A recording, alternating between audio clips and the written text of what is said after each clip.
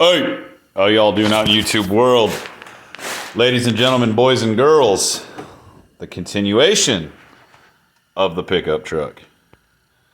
We're going to be putting everything back together. We got everything dynomatted, the skins, where it's really thin on the exterior skins, the actual inside door skins.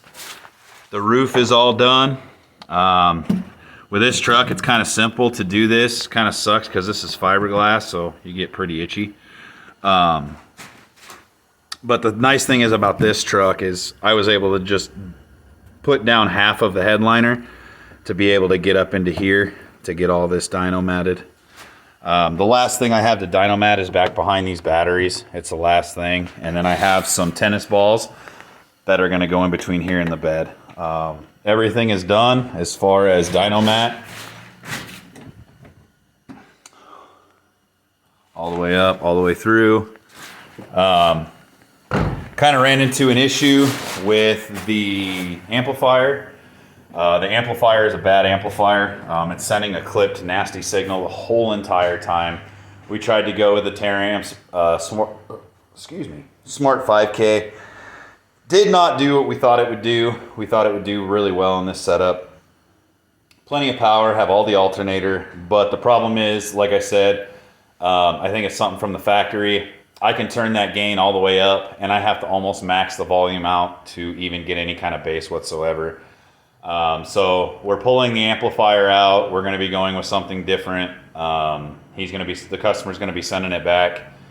Other than that, everything is going great. The truck is an absolute disaster right now. Everything's literally just kind of hanging apart. Everything is double 50 mil, so it's actually 100 mil across the whole top of the roof. The only parts that we double layered on these is the actual thin pieces of metal where everything kind of rattles and comes apart. So now everything's solid. Every door is done, and the roof. So, getting a little bit closer. This truck will be back up and pounding ASAP as soon as we get the new amplifier in. Kind of gonna hold off on telling you guys what the amplifier is because the owner of the truck isn't quite sure. I've given him a few options. He's kind of leaning towards one more than the other. But he hasn't quite decided, so it's not a big deal. Super simple to switch this amplifier out the way I did it. Super easy to get to. Take me 20 minutes, if that, with tuning it. So like I said, not a big deal. We're going to be switching it out. He'll be back to pounding before too long. As I said, I'm going to keep the amplifier a secret till we get it in here. I'm kind of excited if he goes with the one that I told him about. It's one I haven't got to use before or tune or anything, so I'm kind of excited to get my hands on it, see what kind of power it really will push out. Because I've heard exaggerated numbers, I've heard underrated numbers, just kind of a mixed bag, but I think it's going to do great on this system. As I said, right now we got a Taramps Smart 5K in here. Some guys have good luck with these, some guys don't. So far this build was not good luck. It's not doing what it's supposed to be doing.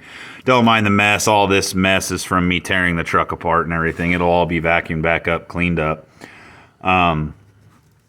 So this will be taken out today. The owner of the truck will be by to come get this today. The truck should be completely dynomatted and put together by this evening with no issues.